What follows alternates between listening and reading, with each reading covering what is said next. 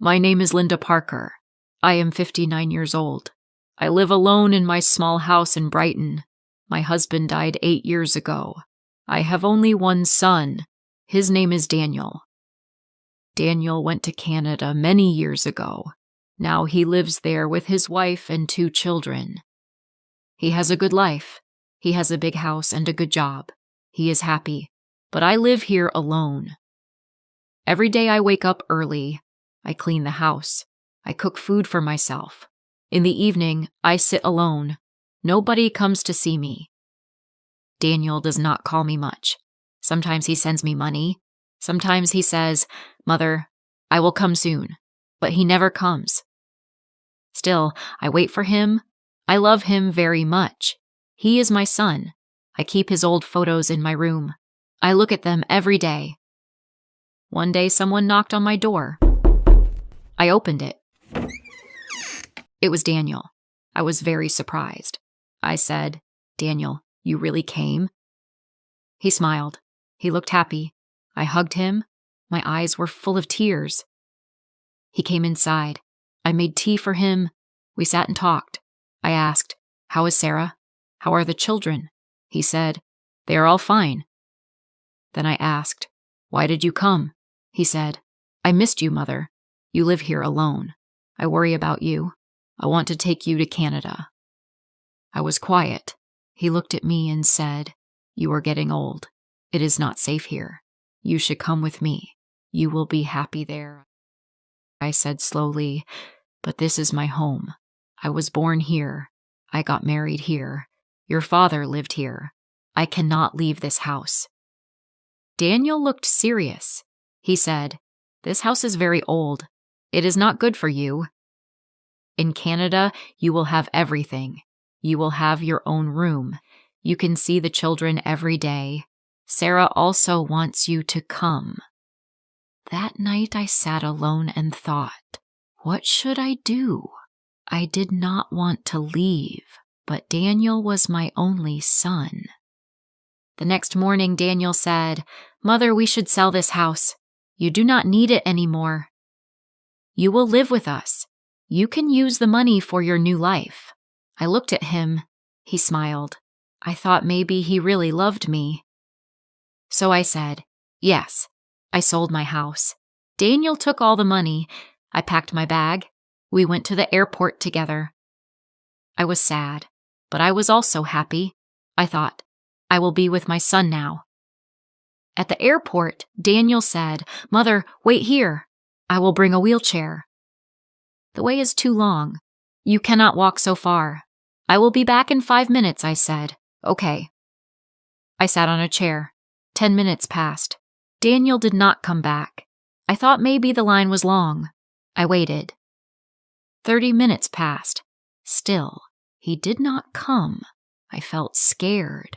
I looked at the big door again and again, but Daniel was gone. Now it had been 45 minutes. I was still sitting there.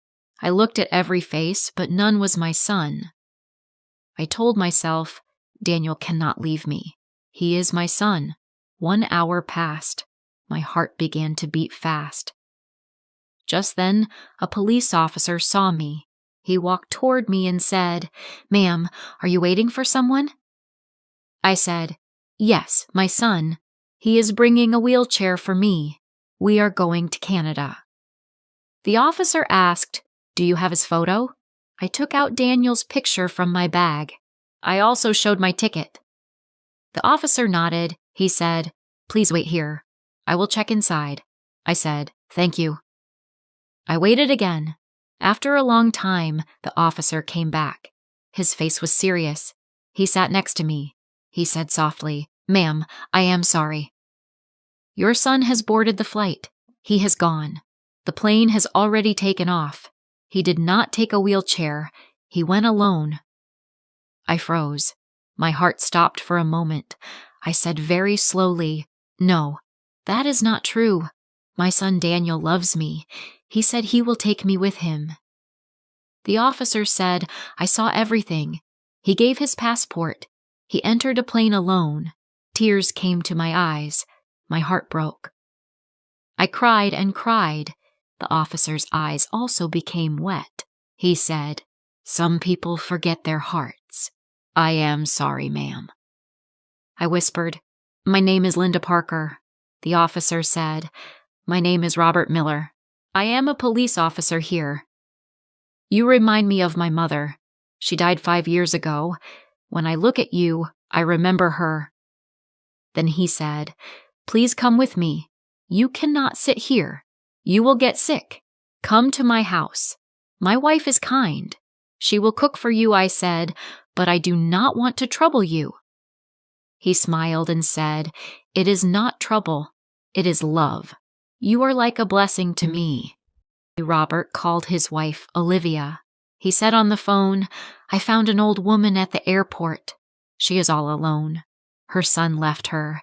Can she stay with us?" I could hear Olivia's voice. She said, "Yes, please bring her." That night I stayed at Robert's house. Olivia brought me food. She spoke to me like a daughter. I cried in my room. I missed Daniel. I missed my house. But these strangers gave me love. The next morning, Robert got a phone call.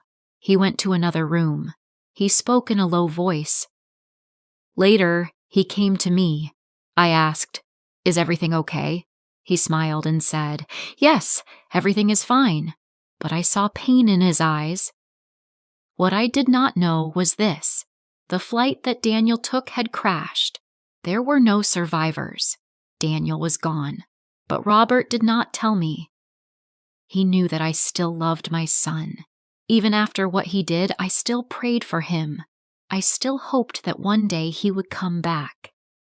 The days passed slowly. I stayed with Robert and Olivia. Robert took care of everything. He helped me go to the doctor. He bought my medicine. He treated me like his mother. His wife gave me respect. Their home became my home. Their family became my family. I only prayed. I prayed for Daniel's soul. I prayed for the children he left behind. I prayed that no mother feels what I felt at the airport. One day Robert asked, "Do you ever think about going back to that house?" I looked at him and said, "I already lost that house, but I found a new home here." Daniel was gone, but I got the son I truly deserved. I feel grateful. What would you do if you were in Linda's place? Tell me in the comments below. If you liked this story, please like, comment, share, and subscribe.